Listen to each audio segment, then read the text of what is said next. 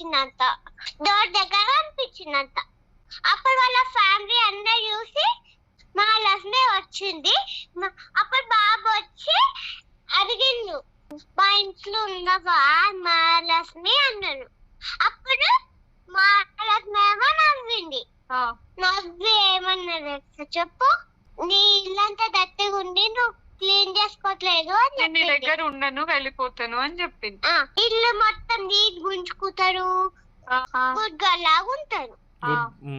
అప్పుడు మహాలక్ష్మి వాళ్ళ ఇంట్లో ఉంటది.